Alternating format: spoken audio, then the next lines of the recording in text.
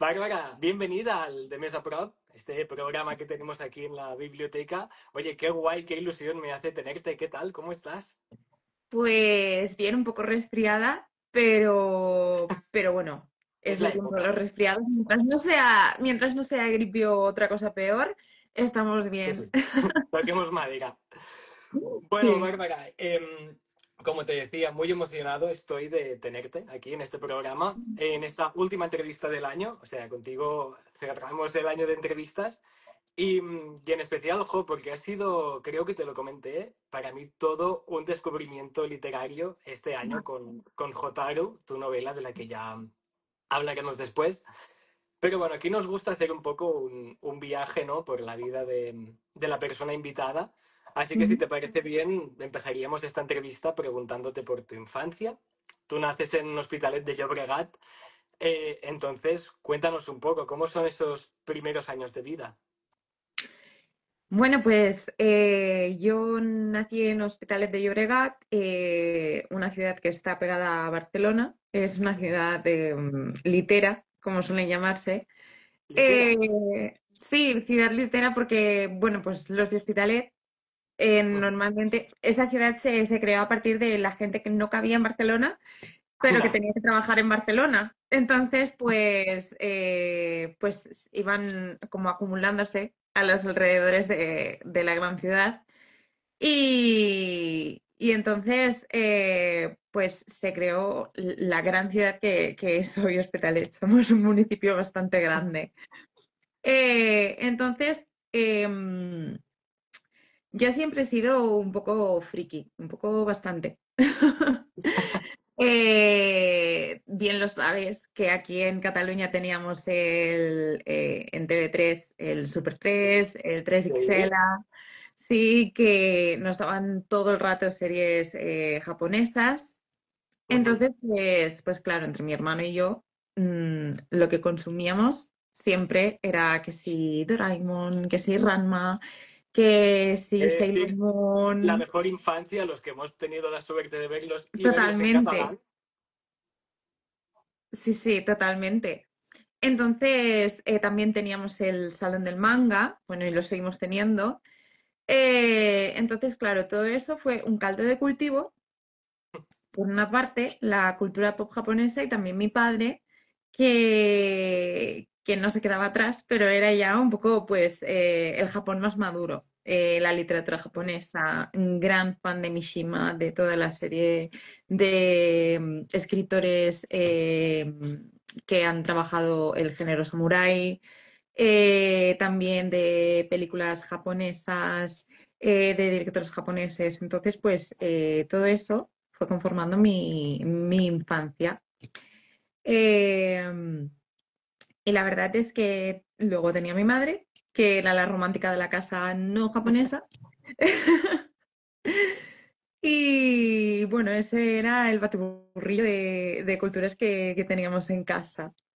Que luego se han visto muy reflectidas en tus novelas, ¿no? Sobre todo ese interés por Japón. He Sí. leído por ahí que tú ya desde muy pequeña, ¿no? Eras como muy inquieta, te encantaba el arte en general, en muchas formas. Eh, Ujú. ¿Recuerdas cuándo es que se empieza a despertar ese interés, ¿no? Cuando empiezas, yo qué sé, a dibujar, a cantar, a escribir, a leer. ¿Hubo algún momento clave que recuerdes?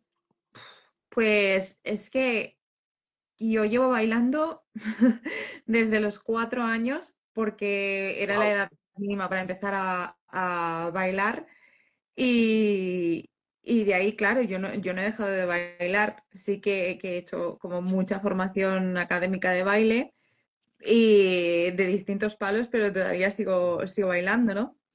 Luego, dibujar siempre me ha gustado. Recuerdo que mis padres pues me apuntaron a dibujo y formación artística cuando tenía unos 7 años y luego cuando entré en la universidad pues lo dejé por esto de es que no tengo tiempo, tal, no sé Falta qué, de y lo dejé. tiempo. Ya, la edad.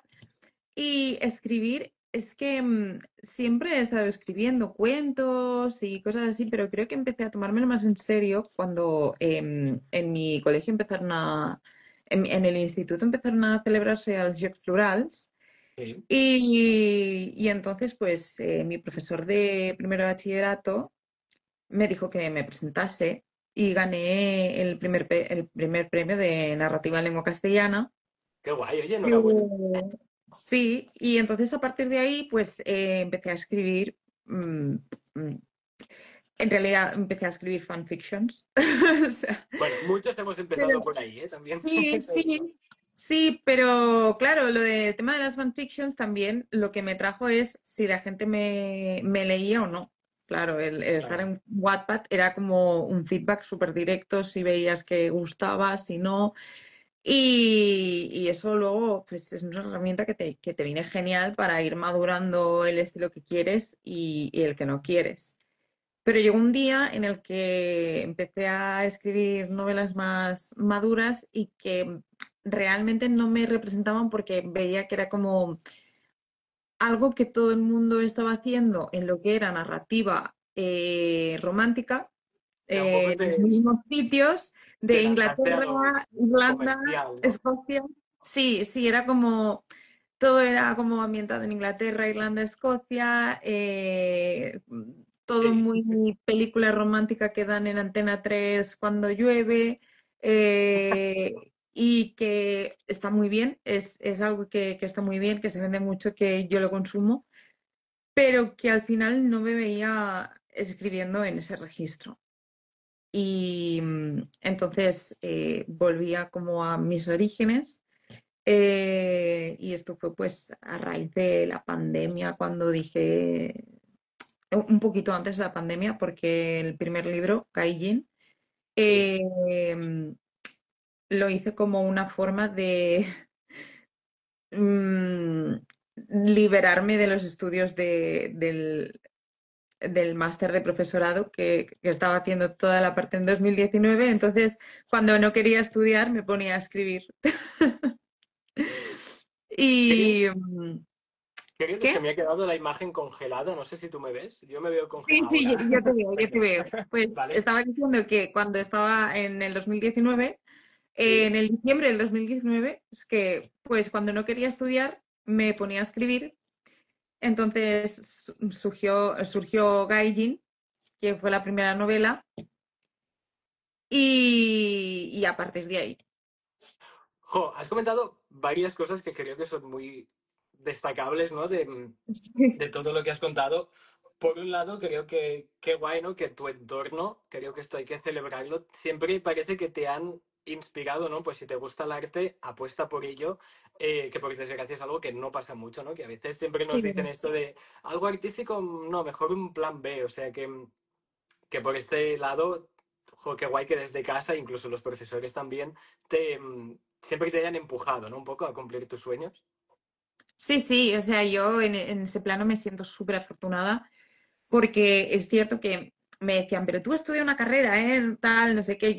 Yo tenía claro que iba a estudiar una carrera que en mi caso fue Lenguas y Literaturas Modernas, Ujú. ¿Tenías que estoy claro trabajando. que tenía que ser Sí, estos estudios? O sea, ¿cómo terminas estudiando esto? ¿cómo? O Que sea, se me quedó. digo, no, que estudiaste lenguas y literaturas modernas. Digo, ¿fue algo que tenías claro desde el principio o fue esa misma pasión por la Sí, cultura y el arte? no, no, sí, sí, o sea, yo siempre he sido de lenguas. Es que las matemáticas se las dejo a mi hermano, que es el ingeniero. Pero es que además me lo dijo la directora bueno, la exdirectora del colegio al que fui, que justamente estoy trabajando en él, y me decía, es que tú lo tenías súper claro en la ESO de, yo voy a estudiar lenguas, voy a estudiar lenguas, voy a estudiar lenguas. Em, y entonces iba a ir para o filología hispánica o para estudios ingleses Ujú. y fui a la feria de universidades. Me propusieron, pues hay una carrera que ha salido nueva que es literaturas modernas que puedes escoger dos filologías a la vez. Oh, qué guay. Y entonces pues escogí esa. Eh, y sí, sí. o sea, podía seguir haciéndolo, podía seguir bailando, podía seguir pues con canto, podía seguir escribiendo, etcétera, pero tenía como el plan más seguro, que Claro. no es que digas, la educación ahora conforme está, segura, Ya. segura. Eso te iba a decir, ¿cómo terminas también siendo profesora? ¿Fue un poco la salida que viste? ¿O era un poco también, te nacía de dentro que te gustaba enseñar o ser profesora? Sí, yo quería ser profesora. Yo quería ser profesora. Eh, También te digo que si no quieres ser profesor, no te metas a ello Totalmente. porque te vas a amargar, de verdad. O sea, Te vas a marcar y probablemente vayas a marcar a tus alumnas y alumnos que van a tener un mal totalmente, recuerdo de ti. totalmente. O sea, si alguien comete la temeridad de meterse en educación es porque realmente le gusta, porque incluso aquellos que nos gusta la educación al final acabamos muy quemados. Total. Y salimos de ella buscando otras alternativas que digan, bueno, por lo menos aquí no me quemo tanto, ¿no? Pero sí, sí, yo decía que quería ser profesora. Y ahora que comentas eso, ¿no? Que incluso los que lo hacíais ya por pasión, que incluso os saturáis dentro, ¿tú cómo estás viviendo todos estos cambios tan masivos que están habiendo a nivel de educativo, a nivel de los jóvenes? Yo en mi casa he tenido varios profesores y profesoras, ¿no? Y muchas veces se comentaba Buah, es que ahora ha cambiado todo tantísimo, o lo típico es que hoy en día los profesores ya no tenemos autoridad, o ya está cambiando todo tanto que parece que no nos tienen ningún respeto, no sé si es en tu caso, pero un poco tú cómo vives todos estos cambios Sí, que hay. a ver, es que el mundo educativo, yo siempre lo digo, la ley educativa no se puede utilizar como a ver quién la tiene más grande. Esto es lo primero. Total. Una ley educativa no se puede establecer en un límite de 4 años, que es lo que duran los gobiernos, más o menos. Por lo que si tú cada 4 años renuevas un gobierno y este renueva la ley educativa, lo que estás haciendo es que la educación empeore por momentos, porque ni los profesores se acostumbran a ella y los alumnos mucho menos. Entonces, pues los niveles bajan, etcétera. Quieres encontrar oro donde no hay, pero es que es algo que no puedes hacer milagros. Es que mientras se establece la ley, se cambian todos los libros, se cambian todos los planes de estudios, etcétera, tienes que darle un tiempo.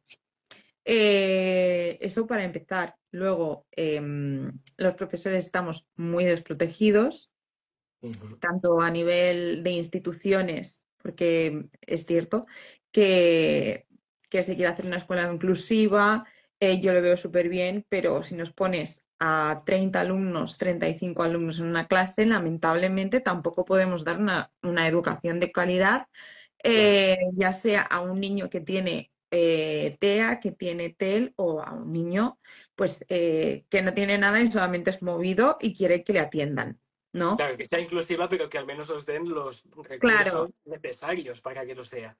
claro.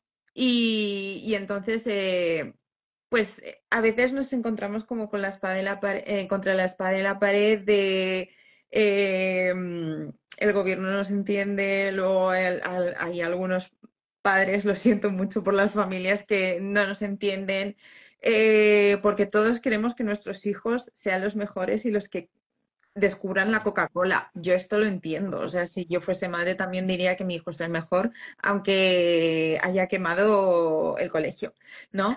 Total.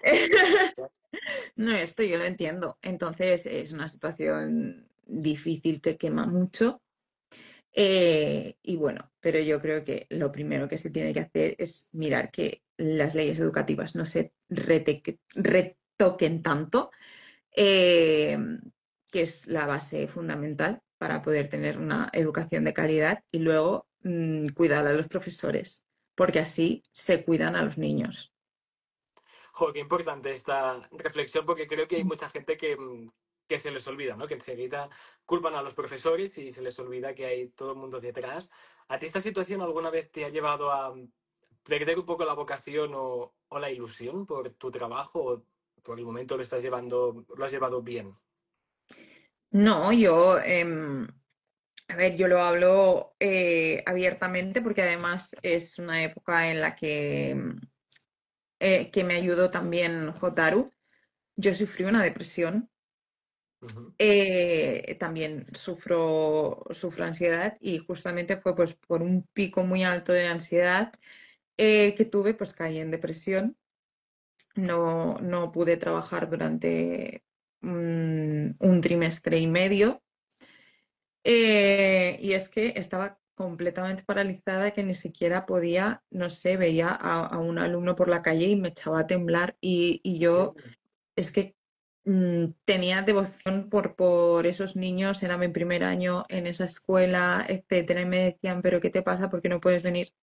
Cuando los veía por el barrio y me tenía que inventar una excusa y luego me ponía a llorar porque me había inventado esa excusa o me enviaban mensajes diciéndome, ponte bien, te queremos, que vuelvas, tal, no sé qué.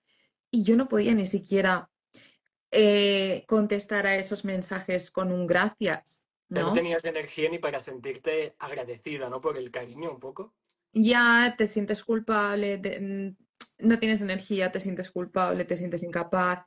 Eh, y entonces, todo eso también es algo, y la salud mental es algo súper importante que pongo de manifiesto en mi libro, en Jotaru, que Ujú. al principio nació siendo una novela romántica y que gracias a este proceso, no por culpa de este proceso, gracias a este proceso, derivó siendo algo más que, que me ayudó a superarlo y a crecer, ¿no? Y por eso hago tanto hincapié en la pérdida de memoria, en cómo se recupera cómo, cómo podemos bloquear nuestros recuerdos, porque es cierto que yo tenía la memoria para pasar el día. O sea, yo era como Dory. Me decías O una sea, en cosa serio. y yo no me acordaba de lo que me habías dicho 15 minutos después. Pero era por todo eso, por culpa de los picos de ansiedad que tenía, de la depresión, tenía recuerdos completamente bloqueados.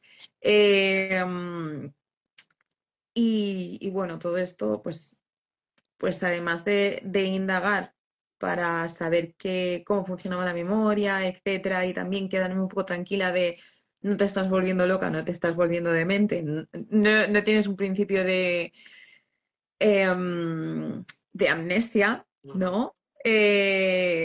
También me sirvió luego para poderlo utilizar en mi memoria. O sea, me entendí y también pude entender a los personajes. Pues que parece una tontería, pero al final sé muy bien de lo que hablas. Yo también hace unos años sufrí una depresión y no esa pérdida de ilusión. Y, jo, qué importante es el primer paso de comprenderte, de saber qué te está pasando para empezar a sanar. Y me ha gustado mucho en especial lo que has dicho antes de que dijiste algo así como fue gracias a ese proceso, no por culpa de ese proceso, que también creo que es un ejercicio que a mí por lo menos me ayudó mucho a sanar, intentar centrarme igual no en lo malo que me trajo, sino en todo el aprendizaje, todo, no sé, como el crecimiento que pude adquirir de este proceso. En tu caso, Bárbara, te costó un poco ver este lado igual no tan oscuro de algo que sí lo es mucho. Eh, a ver, yo lo que veo es, no lo veo como algo, no sé cómo contarlo, sino lo veo como una época que tuve que pasar para darme cuenta que es bueno pedir ayuda. Porque antes era como muy, no, yo lo hago, yo lo hago, yo lo hago. Y además Yo que puedo con todo, ¿no? De sí, llevar yo esa lo puedo con chaqueta. todo también para aprender a poner límites. Entonces, fue como un choque de realidad muy duro pero por el que tuve que pasar porque si no, no iba a aprender a poner límites, a decir que no, eh, a saber valorar también lo que quiero y lo que no quiero. Entonces, bueno, eso es lo positivo que saco de esa época. También esto creo que le pasa a todas las personas que han pasado por algo así. También digo, ostras, es que si vuelvo a ello, porque una vez que pasas por una depresión, Ujú. siempre te dicen, una vez que pasas por ello, puedes volver a caer por otras cosas, porque es como que eres más sensible a ello o algo así, ¿no? Ujú. Y entonces, bueno, la doctora que me trató dijo, bueno, si pasas por ello, ya sabes lo que tienes que hacer, pedir Ya sí, ayuda. total. Claro, parar y pedir ayuda, ¿no? Es como, ya sabemos lo que tenemos que hacer, paramos y pedimos ayuda y descansamos. Totalmente. Entonces, pues es como, vale, vamos a normalizar la situación. Yo en mi caso sí, lo que me pasó también, no sé si es el tuyo, pero también se me quedó un poco ese miedo, ¿no? De si un día, yo qué sé, me noto que las emociones se tambalean un poco, o me noto más triste de lo normal, enseguida me pongo un poco en modo alerta de, vale, necesito llorar, vamos a soltar lágrimas, no vaya a ser que se acumulen. Mm, sí. Sí, sí, sí. Ay, O yo me voy de casa o algo, yo qué sé, o me pongo las películas de Hayao Miyazaki, que es como mi momento seguro de me pongo en Netflix una película de Hayao Miyazaki que me sepa de memoria. Por ejemplo, Ponyo en el acantilado me encanta. no la conozco. Y es adorable. Es que es una niña que de verdad que te hace reconciliarte como con toda la ternura humana y te la pones y te quedas absorta. Entonces es como, ya no está pasando nada. Ya no está pasando Me nada. curo por dentro. Sí. Vale, vale. Después de este proceso, ¿cómo fue un poco el volver, que vuelva la creatividad en ti, o bueno, volver tú a ella? Porque, bueno, no sé si cronológicamente igual me equivoco, pero no sé si fue después de este proceso, de esta depresión, cuando sacas tu primer libro, Gaijin, o esto fue antes, no sé las fechas más o menos. No, no, no. O sea, Gallin estaba ya escrito. O Ujú. sea, entonces, yo, pues, la verdad es que me lancé a publicarlo Ok. después de esto. Dije, pues, ahora que he pasado por esto, voy a ver si me publican en libros y tal, porque no lo publicas. Y entonces fui como buscando casas. Ujú. Y al final, pues no encontré una casa editorial, pero sí que encontré una agencia. Y como una hada madrina, y esta hada madrina me encontró una casa. Entonces mi agente Isabel Martí sí que fue quien me supo guiar y quien me ayudó a publicarlo en Titania, de Ediciones Urano. Sí. Y entonces, pues, ¿qué? No, decía que sí, de Urano, que la conocemos, Sí, esta sí, sí. editorial. Entonces, después de ello, retomé Jotaro, la escritura, etcétera, porque quería una reescritura. Ujú. O sea, yo la leía y digo, no, no, esto necesita algo, necesita algo. Eh, También le pedí ayuda a una correctora eh, profesional que es experta en Japón para ver, digo, a ver, ¿tú qué crees que necesita, no? Y entonces, pues ella me hizo una corrección profesional, tal, no sé qué, de estilo, y después de corregirla y releérmela, y es que es una novela que yo no sé cuántas veces he corregido, Hotaru, y reescrito, se la pasó a Isabel y me dice, tenemos que hablar, tienes que reescribirla. Uy, Y yo, ¿otra vez?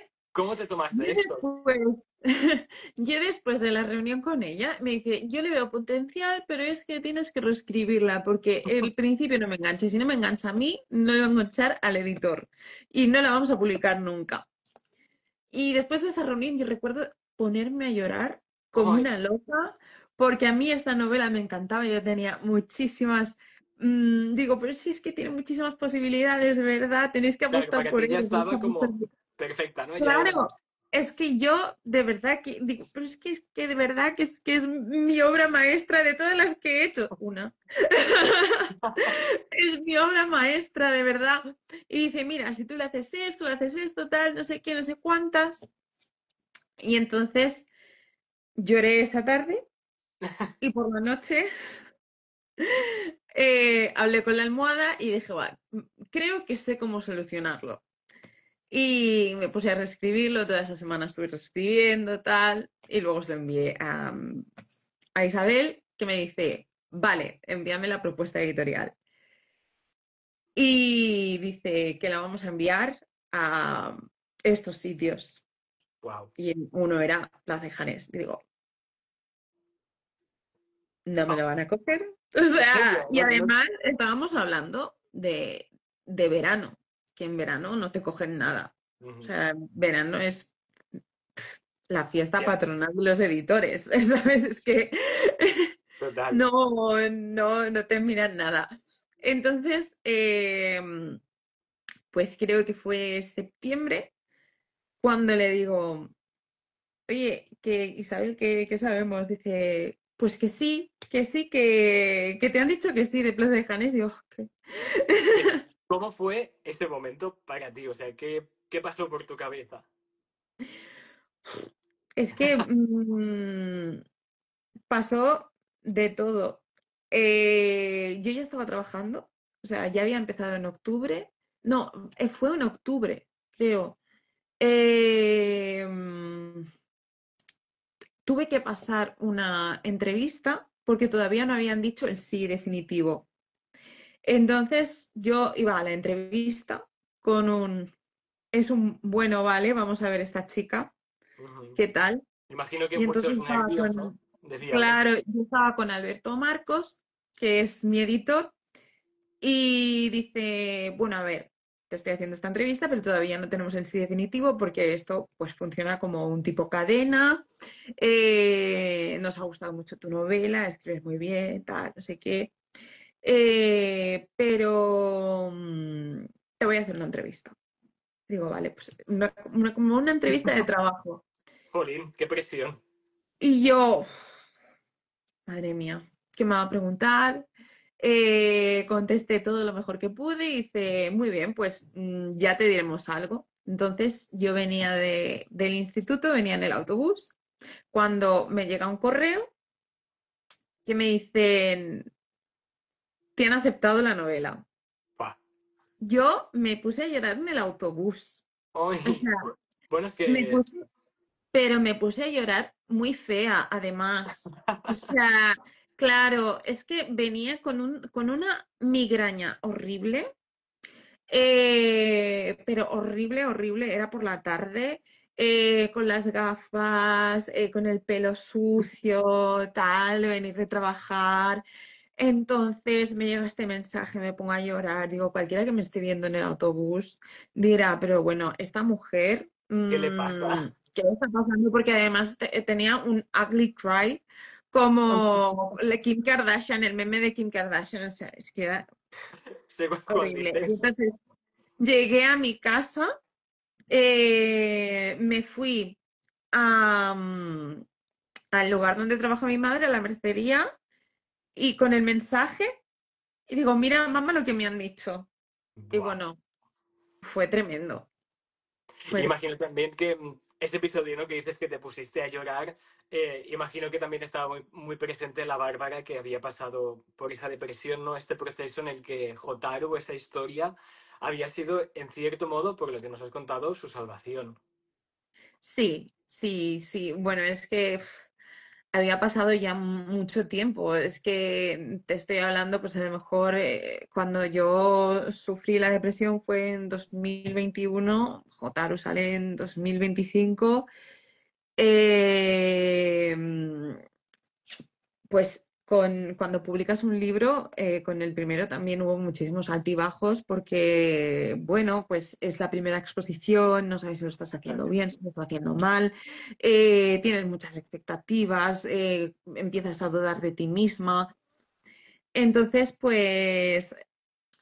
no sé, yo la verdad es que tenía muchísimo miedo porque además era entrar en Penguin, ¿no? Claro. Y dices, ostras, es que entrar en Penguin eh, es Era como como que tienes que... un sueño, bueno, algo que Sí, es como que un da mucho sueño vértigo, ¿no? y claro, y además ostras, tienes que hacerlo muy, muy bien. Ahora todos, cualquier paso en falso, yo pensaba cualquier paso en falso me echan. No, ¿En serio? era como, me rescinden el contrato y me echan. Eh, Y todavía y además la presión de Jotaro, la sombra de Jotaro es muy alargada porque con el proyecto que he acabado de escribir me ha costado muchísimo la recta final porque yo conforme estaba recibiendo críticas de Jotaro y tal y digo, y ahora que estoy en Penguin es como, ¿y si no gusta? ¿Y si bajo Claro, el es como listón? ¿Y sentías que si... la nueva tiene que estar o al mismo nivel o por encima, ¿no? De la anterior. Claro, claro, entonces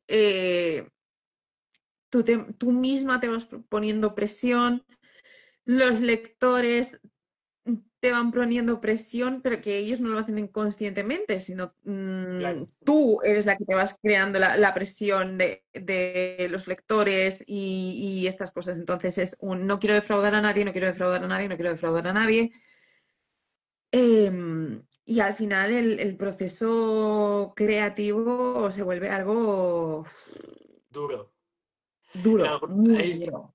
¿Has conseguido en este momento no perder la ilusión, o sea, no dejarte llevar por esa presión, esos miedos? O sea, ¿has conseguido mantenerte firme durante el proceso digo, de la escritura de esta nueva novela que nos comentas? ¿Vuelto, ¿Ya? crees? ¿Sí? Ahora he ¿Sí? vuelto, sí. Perdona. Vale. Fallos del directo. Pues nada, nada. Entonces lo que estaba diciendo, que esta novela ha sido muy intermitente porque, claro, yo entré en la vorágine de Gaijin, después Hotaru, entonces ha sido como escrita en bloques, ¿no? De Ujú. cuando tenía descanso de entre una y otra, pues iba escribiendo. Y claro, el último bloque de escritura que fue después de Hotaru, es que ya hubo un tiempo en el que me obligaba a escribir y acabarla, Mm. pero no porque no creyese en ella, sino porque era como, ¿lo estoy haciendo bien o lo estoy haciendo mal? Dudar de ¿No? ti misma, ¿no? Claro, claro, un síndrome del impostor increíble, increíble. Entonces, pues además es un cambio de registro, ya no es tan, bueno, ya no es tan introspectiva, es como hay un poquito más de acción. Eh, entonces, pues es ir poniéndome a prueba a mí misma, porque es, bueno, algo que quiero ir haciendo en mis novelas. Es mi estilo, pero cómo puede ir evolucionando, ¿no? Retarte un poco, ¿no? Sí, sí. Y, y entonces, pues, cuando acabé la novela, lo que sentí fue alivio. O Como sea, ya está, ya ha pasado. sí, sí, y digo, wow, que la he acabado. Y miré a mi Daruma porque le escribí, o sea, le pinté el ojito Ujú. de acabar estas tres novelas y publicarlas. No acabarlas, sino también publicarlas. Entonces miré al Daruma y dije, Como, como, y ya está, ya pasó. sí, sí, sí. Una cosa que me llamó la atención, Bárbara, retomando un poco estas tres novelas que tienes, la primera, Mm, Gaijin, la publicaste bajo un seudónimo, ¿no? Bajo, ujú. o sea, como Baru Marui. Eh, por qué tomaste esta decisión? Era un poco, como era tu primer libro, igual te daba, no sé si miedo, como que conozcan a la Bárbara Que autora. no, es muy anecdótico. En realidad no tiene, no es nada romántico ni nada, es algo totalmente publicitario. O sea, bueno, sabéis que Titania, Urano, tiene muchísima presencia en Latinoamérica. Sí, Entonces, pues claro, allí en Latinoamérica el nombre de Bárbara se utiliza mucho. Y pues lamentablemente en el sector romántico, si te llamas Caitlin en lugar de Catalina, pues vendes más. en serio. Sí, sí, es una tendencia que lamentablemente pasa mucho. O sea, ya puedes tener un nombre más exótico que vas a tener más tirón o te van a comprar el libro simplemente porque creen que eres extranjera en lugar de ser una escritora pues de habla hispana, ¿no? Entonces, pues fue algo que dijeron al ser tu primera novela, etcétera, y al escribir de Japón, ¿por qué no pruebas con algo más exótico que no sea Bárbara? Porque además Bárbara, claro, aquí sí que tenemos que es una concepción, o sea, aquí tenemos la concepción de que es un nombre que puede sonar mucho más anglosajón. Tenemos a Barbara Woods, ¿no? La escritora romántica. Pero allí Bárbara es un nombre que se utiliza mucho. Entonces, por eso surgió el nombre de Baru, que si tú traduces al japonés Bárbara, en katakana se tiene que escribir Baru Bara. Entonces, pues quité el Bara y me quedé con Baru. Y Y fue por eso. Pero cuando entré en Plaza de Janés, me dijeron, tienes que volver a tu nombre, tienes que porque ser Bárbara tenemos, Marui. sí, o sea, tienes que volver a Bárbara Marui, porque tenemos muchos autores japoneses que escriben el feel good, ¿vale? O Hidden Fiction, Sí. O pero no tenemos a ninguna autora española que escriba Hidden Fiction. sea, eras la primera en la editorial en tocar ese género. Sí. Entonces, claro, y dije, pues, sin problema, sin problema. Es más, mi apellido real es Redondo. ¿En serio? Y, Ahí pensaba que era sí, y me Marui. dijeron, no, y me dijeron, si quieres puedes ponerte Bárbara Redondo. Y digo, es que tendremos un problema porque está Dolores Redondo. Ya. Y por Redondo, pues tenemos a Dolores, que es maravillosa. Y Marui en realidad es redondo en japonés. Que al Sí, final es todo el llega. adjetivo. Japón Es el siempre está adjetivo presente. redondo. Sí, es el adjetivo. Maru es círculo y Marui es circular o redondo.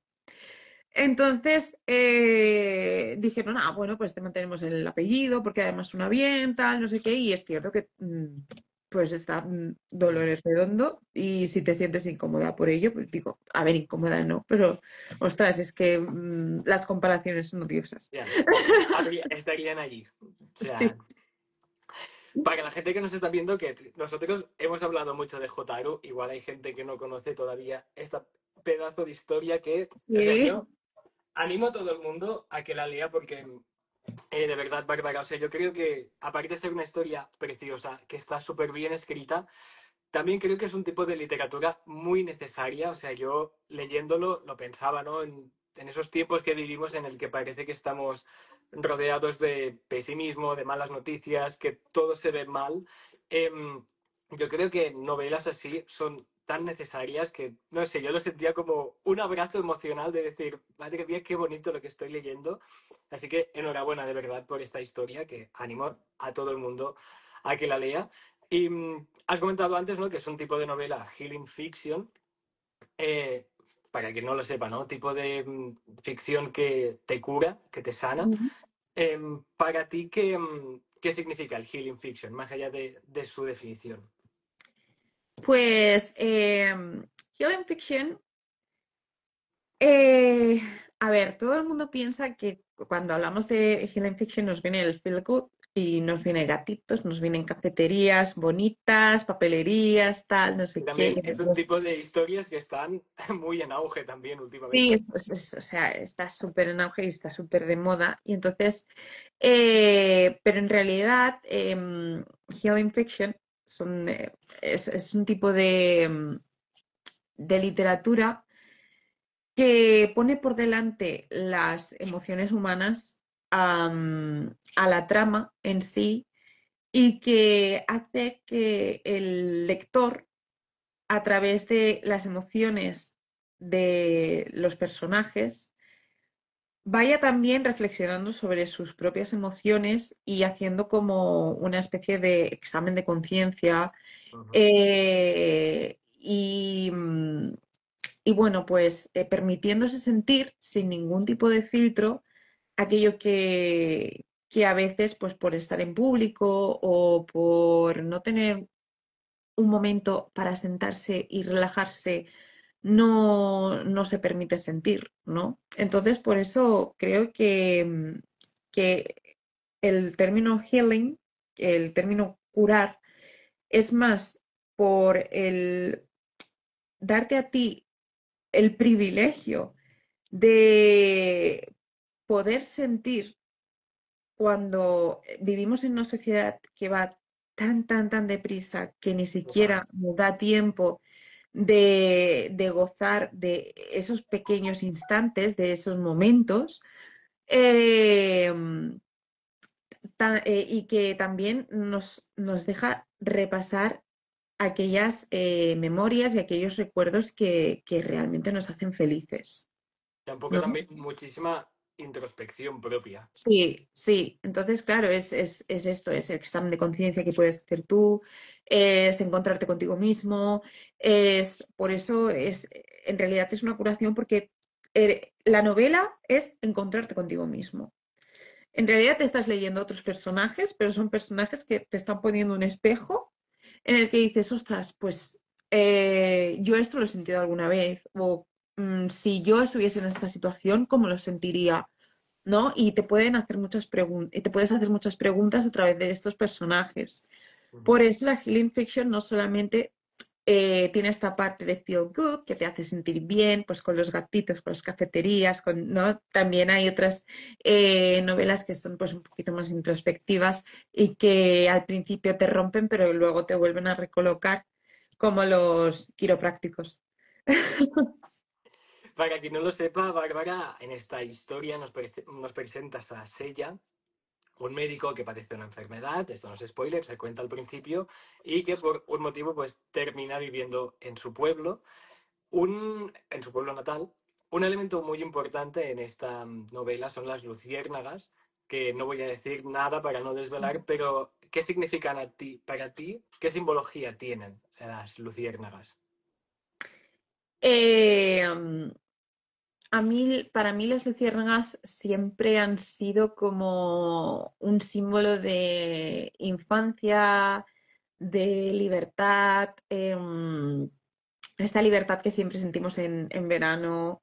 Ujú. em, y, y recuerdo en unas colonias que fui, justamente cuando me incorporé, después de la baja que tuve, pues me fui directamente de colonias. O sea, fue O sea, como, a ver volviste si... ya por todo Claro, lo claro, alto. me incorporé al instituto y me dijeron, a ver si, a ver si estás bien de todo, vete de colonias, ¿no? Ostras, recuerdo una escena súper bonita que la tomé como señal porque en el camping donde fuimos de colonias, una noche hubo luciérnagas.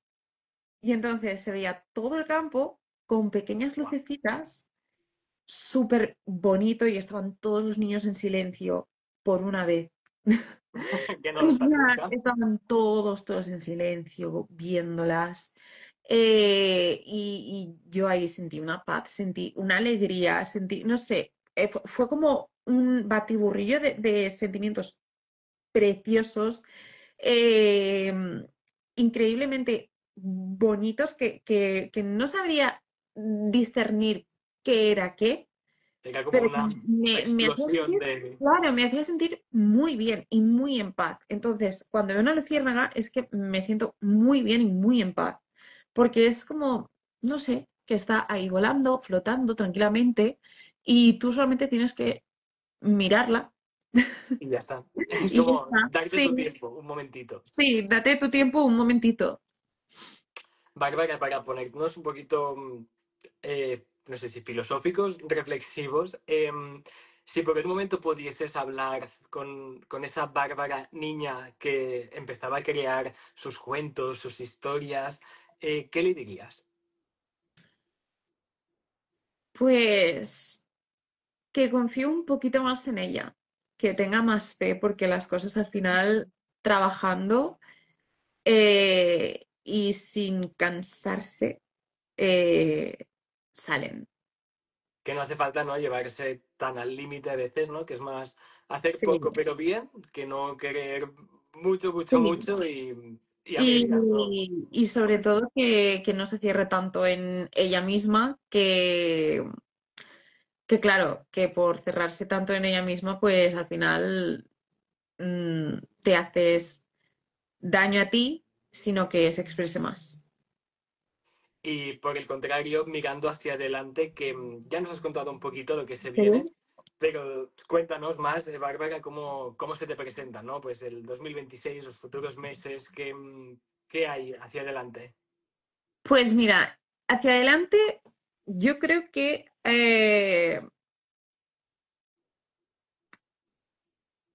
a Jotaro le queda por dar alguna que otra sorpresa.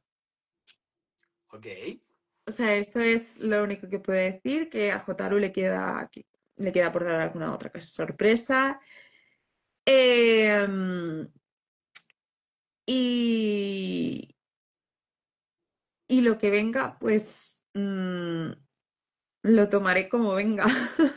A por todas, ¿no? Sí, sí.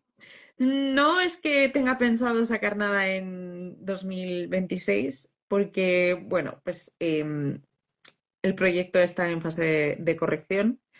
Y si tengo que corregirlo tantas veces como Jotaro, pues Va a tardar. va a tardar, ¿no? Pero bueno, es que nunca se sabe. O sea, la verdad es que nunca se sabe y a veces estar un poquito en barbecho, pues va bien. Pero no sé, a ver, Abierta a como lo que venga, venga. venga. Sí. Pues Magda, con esto ya nos acercamos a casi al final de la entrevista, pero a mí me queda la última pregunta, que es la que hacemos aquí siempre para terminar cada programa. Y es que como esto es un programa de una biblioteca, me gustaría pedirte si nos podrías decir un libro que en tu vida haya sido muy importante, te haya marcado, y si no es muy personal, si nos puedes decir por qué es tan importante para ti. Ah, pues creo que un libro que me ha marcado y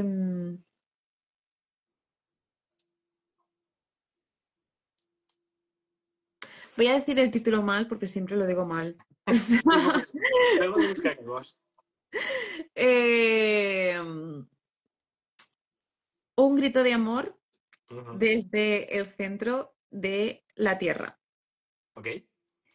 de Katayama. O sea, es una historia demoledora. Es una historia de amor preciosa. Es una historia de amor preciosa. Que, bueno, que al final, pues, yo qué sé, todo el mundo que ha tenido una adolescencia y un primer amor, pues, vive. Pero me ha marcado porque es el libro que más me ha hecho llorar hasta el ¿En punto de serio? no poder soltarlo, pero estar en la cama ahogándome en mis propias lágrimas. Buah. O sea, historia ideal para cuando necesitas echar lágrimas y llorar y Sí, soltarte, ¿no? sí, sí, Vaciarte. sí. Empecé a leerlo, tuve que soltarlo porque dije, no, no, no, no, no estoy preparada, pero luego me hice la valiente y lo acabé. Jo, pues nos anotamos esta recomendación, Bárbara. Y bueno, pues a mí solo me queda darte las gracias por haber aceptado. Ha sido muy guay tenerte aquí en este programa. Y también gracias por esta historia que de verdad me dio muchísimas cosas buenas. La leí hace 2 meses, creo. Tanto a mí como a mi madre. He de decirte que mi madre estaba muy emocionada por esta entrevista, que se lo leyó en menos de un día, lo Ay, leyó. Y, y así que nada, Joque, muchísimas gracias y muchísima suerte con todos estos proyectos que van a venir. pues muchísimas gracias a ti y un beso enorme para ti y para tu madre. Muchas gracias y gracias también pues a todas estas personas que nos están viendo y que nos van a ver luego. Bárbara, te mando un abrazo enorme. Muchísimas gracias. Igualmente. Adiós. Adiós.